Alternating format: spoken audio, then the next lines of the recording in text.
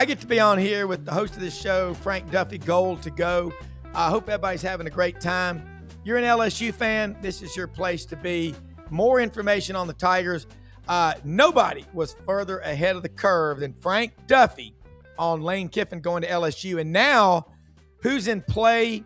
What's big? What's the biggest thing coming up? We're going to talk about it all today. Frank, start off every show. Got to get a quarterback. Okay, every man in Louisiana proud of his wife, proud of his children and grandchildren and all, but he's even just as proud of his paddle, his gumbo paddle. That's right, absolutely. Our gumbo or our jambalaya paddle, absolutely. And by the way, you got to have a good wooden spoon for your roux in the pot. It's not just a paddle. You gotta have a. And look, we curate those, and those are seasoned, and those are passed down from generation to generation. But no, I'm going to be living off that call of Lane Kiffin 3 weeks before it actually happened, Rob. I'm going to be living off of that for many a year. I'm not going to let anybody forget that. But my next call, this is where the rubber is going to meet the road, and it's who's going to be coaching the Tigers, next season. We have a game tomorrow. We're playing in the Texas Bowl, playing against the University of Houston. Willie Fritz, our old buddy from coach at Tulane. But really, the next game for LSU really is January 2nd, because this team is going to look very little like the team that's going to be playing in the Texas Bowl tomorrow. And where you're going to build that team around is who's going to be the signal caller for Lane Kiffin's offense. The defense, we got a great staff in place. Blake Baker, again, is going to be, charged with running the defense, letting Lane focus on the offense. He literally could have waltzed into the coach's office at Tulane, and he decided to stay at LSU, which we're very excited about. We've got great talent on the defensive side of the ball. Yes, we're losing Harold Perkins Jr., which is a loss. But we're keeping a lot of our talent on the defensive side. Wound up getting some awesome talent at D-back, and picked it up. And the reason we were able to do that is because we freed up money from a quarterback that we might have gotten, who might also be a future choice or a look at. But we've got the defense that's set up. But right now it's who's Lane going to have under center for the Tigers going forward. And everything is the linchpin is on Trinidad Chambliss. Yeah. And what I'm hearing, what I'm understanding is the rub. The Ole Miss petitioned the NCAA to give him a hardship year.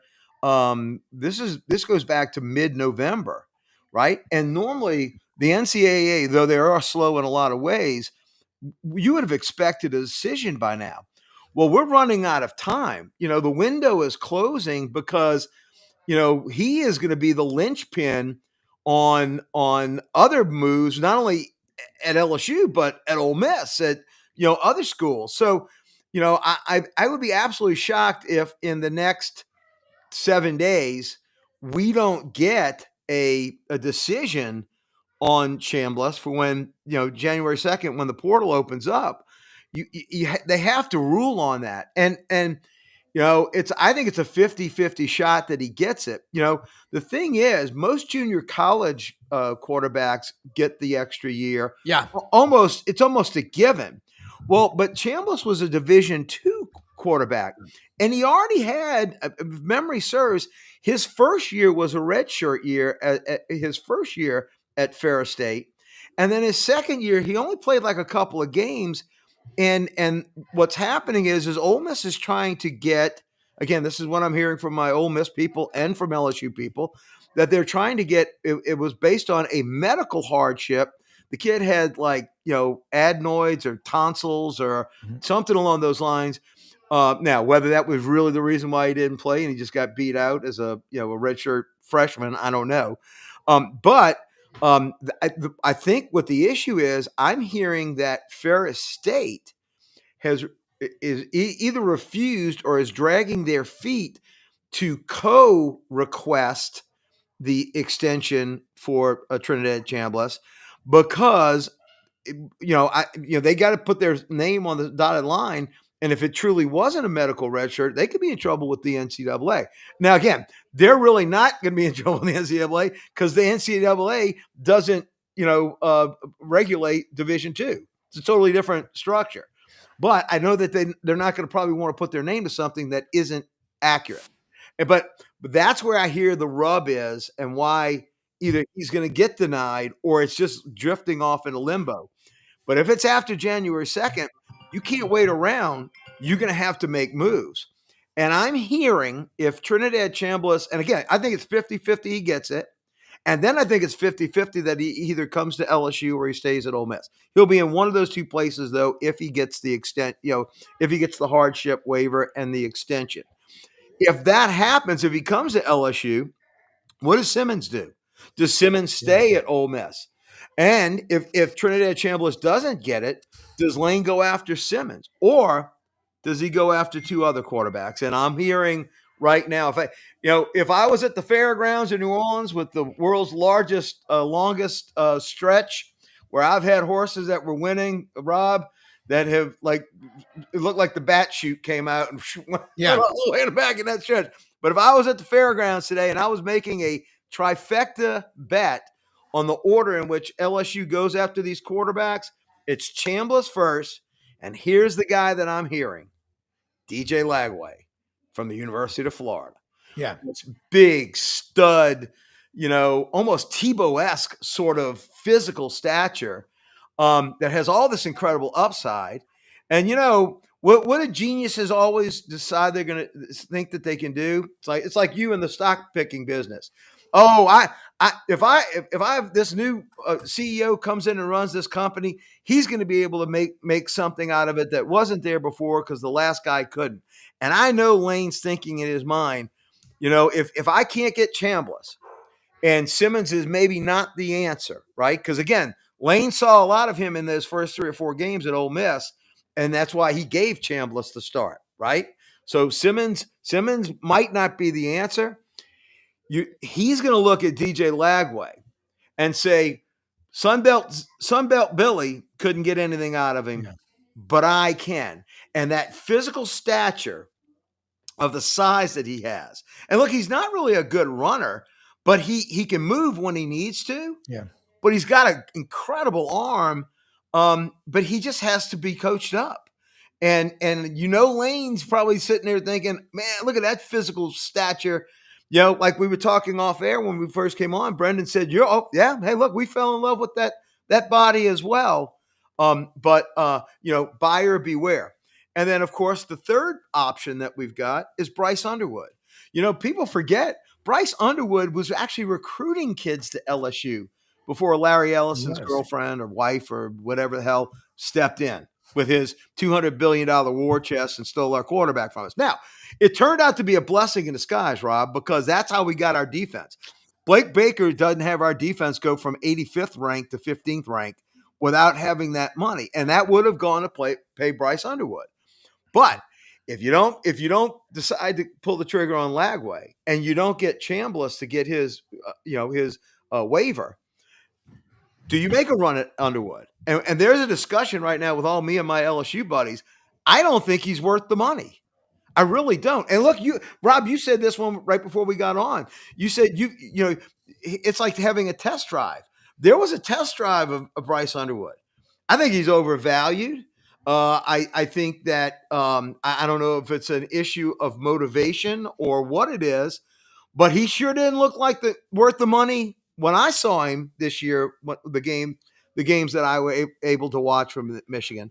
So I don't think that LSU with their war chest, because look, come January 2nd, I think by my count, we've got about $17 to $20 million to spend, and we got about 20 slots to give it to.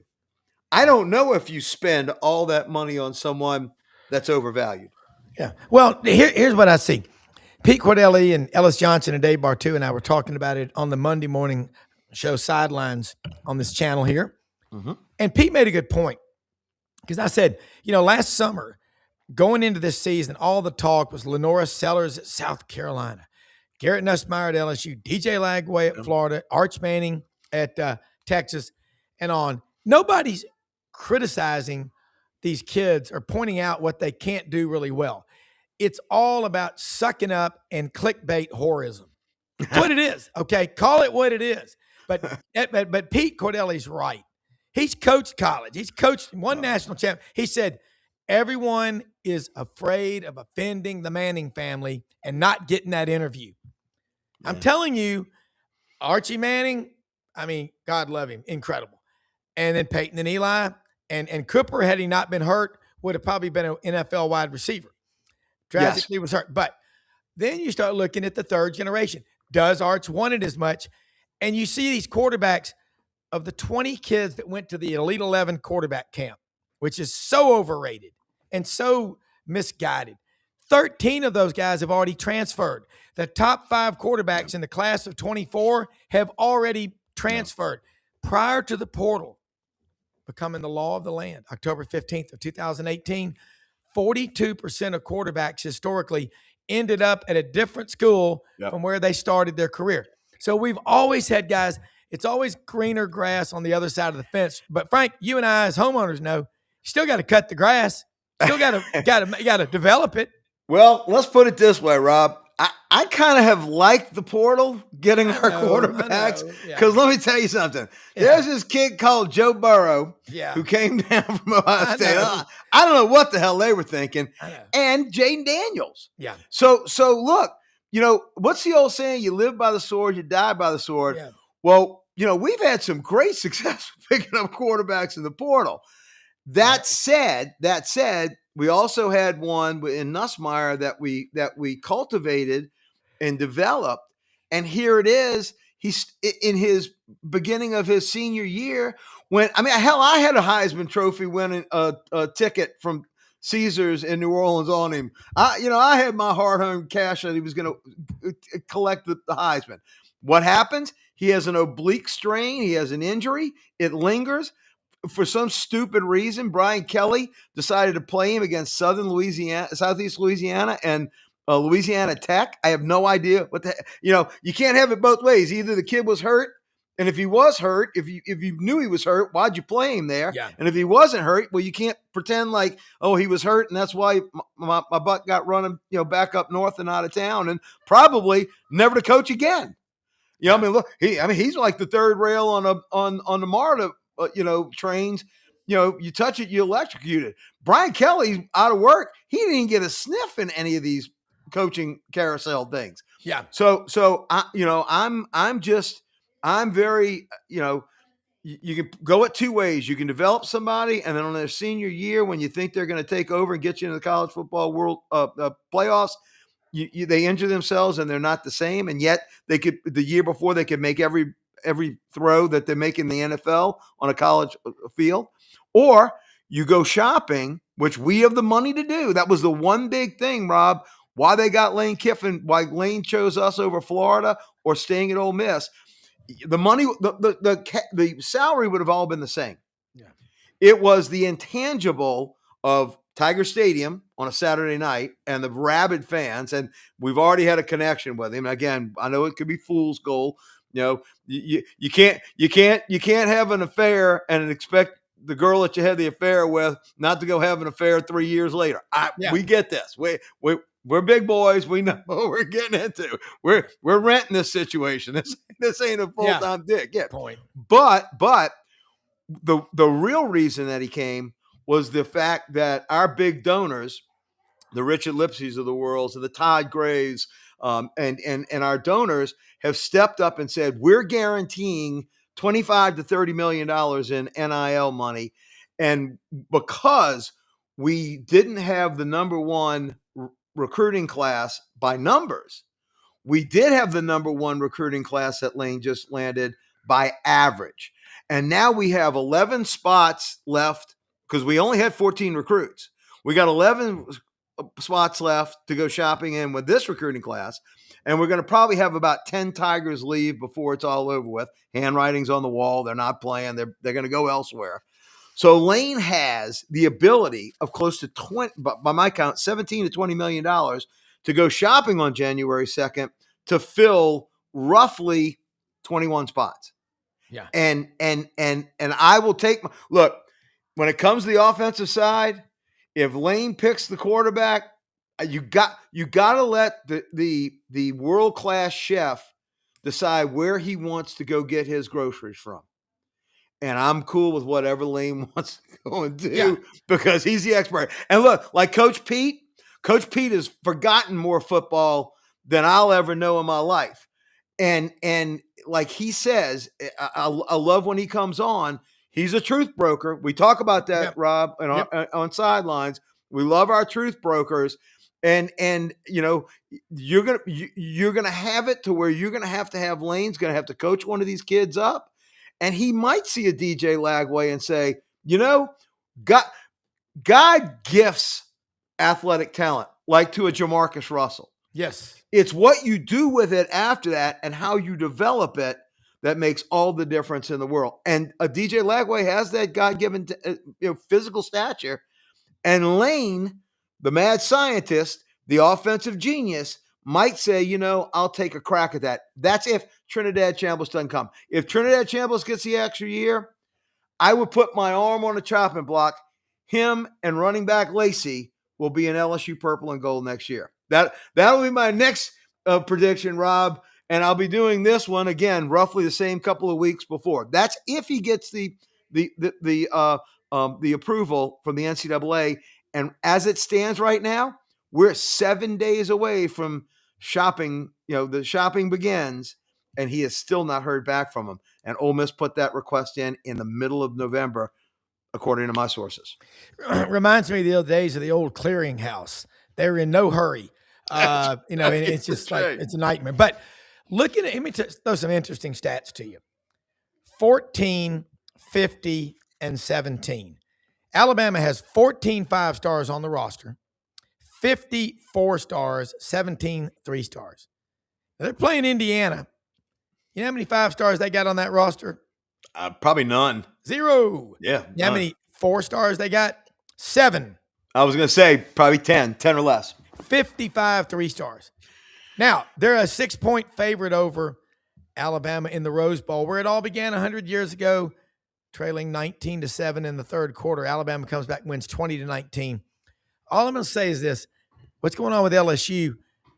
What's happening when the new coach comes in? Who's got more power today, Frank?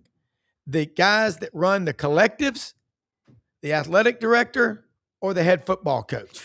At LSU right now, the head football coach. If Lane Kiffin said we're going to go all the way from purple and gold and go to pink uniforms, we do it. That's how much power Lane Kiffin has right now in the state of Louisiana. Yeah. By the way, the most important guy in the state of Louisiana is not our governor, Jeff Landry. It is Lane Kiffin, because that's how LSU is so aligned with the state of Louisiana, and the state of Louisiana is aligned with LSU. Yeah. That said, you can't play in this game without the NIL money. No. But the NIL money, when you pay off the carpetbagger $4 million and send his rear end packing, you're having to go out to get a new coach. In fact, don't forget, we're actually on the hook for Lane Kiffin's, his bonuses for what Ole Miss does in the playoffs. How crazy is that, right? So you're getting him for $100 million, and now you've also said during his tenure, however long that is, we're going to then also put up 25 to 30 million each year. So the money is there. LSU has lots and lots of money. We have great benefactors. That's how we were able to get rid of Kelly before the end of the Texas A&M game. That when Scott Woodward, our former AD, which by the way, that was horrible what happened to him. Yeah. But when he made the rounds up by the suites, we had $54 million before the creme brulee was served at the table, right? So we got the money, we've got the NIL, we've got a coach that everybody is all in on. He's already, kind of ingratiated himself to Louisiana. It's a funny romance that we got going. We're keeping one eye open and one eye closed we're hoping for the best. We're expecting the worst at some point. But while he's here, the ride is going to be one hell of an exciting ride. And I'm telling you, the passion of LSU fans, the unabridged passion of Lane Kiffin for life. I mean, you guys say what you want. Some bitch he's a lightning rod. Yeah. And then you've got the passion on a Saturday night of Tiger Stadium. I'm telling you, I don't think I can wait 8 months, Rob. I mean, this is gonna be like 8 months worth of Christmas Eves. And the true first test was this recruiting class. Yeah. Which we're excited that he held back 11 spots. On average, we've got the best class of it so far. And then now he can go out and build 11 more and another 10 more that probably from attrition. I want to see the 21 guys that he gets for that 17 to 20 million that I think is still out there on the table to be assigned to a team. All right. So now I'm going to throw some numbers out, kind of a diametrically opposing perspective. Okay. You know what percentage of Georgia who plays Ole Miss in the Sugar Bowl? You know what percentage of Georgia's football roster comes from kids that Kirby and that staff recruited out of high school? A lot, a good many, isn't it? 91%. Yeah, I would say. Now, the genius here is, and the common thread is part of the Saban coaching tree. Do you know what percentage of Ole Miss's roster that plays Georgia in the Sugar Bowl is made up of kids that they recruited out of high school? Probably less, probably about 30%. 34. Great guess. That was a good swag, Frank. Scientific, wild ass guess. Right, so look. Two different approaches. The high school football in the state of Louisiana, state of 5.1 million people, Mississippi about 2.8, kind of like Arkansas, about 2.85. Mm-hmm. The beauty of this is people talk about Oklahoma and Texas, oil and natural gas, the Permian Basin, 4.2 million barrels per day, Midland, Odessa, and all that. Landman in that area. Okay. Well, LSU oil and natural gas is huge in that state. Yep. People forget the Pennington Chemical, engineering, they gave $300 million correct years ago. There's a lot of deep pockets down there. Now, how long will people flush money down the toilet to get rid of bad hires? They won't do that forever. But no. I got to ask you this about LSU. Kiffin, again, Yancey Porter, Rebel Yell Hotline, knows him well. He said he doesn't want 25, 30 million of NIL money sitting on the bench. He doesn't like to suck up to kids in 8th and 9th grade. He likes to go to the portal. But when you got a state like Louisiana, and of all the NFL starting rosters historically in history, LSU has produced the 6th most number of players of any college, and it's not a ginormous state. That's what Nick Saban said when he was on air, when he said the reason I told Lane Kiffin to go to LSU was per capita, it's truly the best recruiting when it comes to how many kids wind up playing on Sundays. Yeah. Per capita, the talent that's come out of Louisiana in the NFL, pick the time period. It's crazy. And the great thing about this was when Brian Kelly, before we landed Kiffin, when we were in that 3-week doldrums before, Brian Kelly we didn't lose one recruit. And that's the thing about Louisiana. Look, it wasn't the coach. It was the name on the front of the jersey. You grow up in Louisiana, LSU is it. I mean, you dream of playing in Tiger Stadium. Now, there have been runs by Auburn and Alabama and Georgia coming in and getting Louisiana talent. But for the most part, post DiNardo, we've done a great job of locking up the state again. By the way, it started with Kevin Falk out of Karen Crow, who basically bucked the trend when, that the 90s were horrible for LSU. All the great talent left the state. Yeah. Again, a lot of it went to Auburn, a lot of it went to Alabama. So I think he is going to work the recruiting. He's not going to overlook it. He has a much better fertile ground in Louisiana than Mississippi. So I would see those numbers coming more together. Yeah. Probably about a 60% Louisiana recruiting base, recruiting side, and then 40% of the portal. Once he gets his time in. And I do see that happening. And look, the one thing about Lane Kiffin, he is a very personable person. I think he is going to develop the relationships with high school coaches here in Louisiana, like a Coach Ogeron did, like Nick Saban and Les Miles did. They were all three really great recruiters, which Brian Kelly had no clue about doing. He came from the Harsin School of working high school coaches.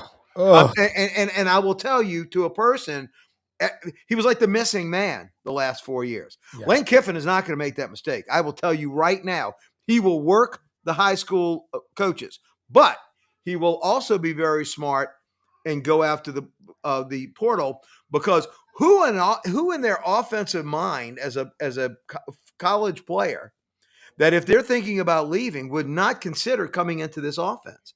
Statistically, look what Ole Miss has done in the 6 years that Lane Kiffin's there. Look what Lane did as a OC at Alabama. Who wouldn't want to come into that? Yeah. So we're gonna get talent from both pools, but I do see it evening out more than what Lane has done at Ole Miss. Lane got more 5 stars at LSU in one afternoon than he got in all 6 years in Oxford. Yeah. And what I look at, LSU, you talk about the 89 to 94, 6 straight losing seasons. How the hell does that happen? Well, it happens with Curly Hallman. Yeah, I know. Which was a train wreck of a coach. Yes. We lost back-to-back to Vanderbilt there in Tiger Stadium. Yeah. In fact, I could cite the game that we came back. It was Billy Roberts, our good mutual friend, and I road tripped. It was literally a couple of weeks after my mom had passed away. He said, "Come on, Frank, let's go down to the Auburn LSU game. I'll get your mind off of it for about 8 hours in the drive down from Atlanta." So me and Billy came down to the game. Well, that was the Troy Twilley interception game when Auburn was driving it 95. And the 94. Well, no, the 94 game was in Auburn. Yeah, in Auburn. No, I'm talking about the LSU. The Magic is back. The Magic is back. DiNardo's first game, right? Oh yeah. When we finally figured out, stop passing the damn ball. Don't listen to the whistles, Patrick. Right. No whistles. So, but that's what kind of turned it out. Now, again, we had a great year in '97 when we did beat Florida, but then with Spurrier at home. With Herb Tyler, but then we came back and lost to Ole Miss the next year. So the 90s were a train wreck. When one Nick Saban came in 2000, everything changed. The facilities changed, the commitment changed, and then you got to give it to crazy Les Miles, to win a national championship and to play for another one in a time period when Nick Saban was in your division. Really, and I know a lot of Nick's players were on our 07 team. But that 2011 team was all Les Miles. You got to give it to him. Yeah. And then Ogeron. So I think we're going to get back to a coach that understands Louisiana. Lane's already just started to demonstrate that. I think he understands recruiting. He is a good recruiter.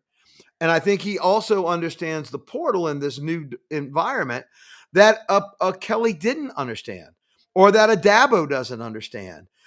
So I think he's adaptable. I think he's that part of the Saban coaching tree.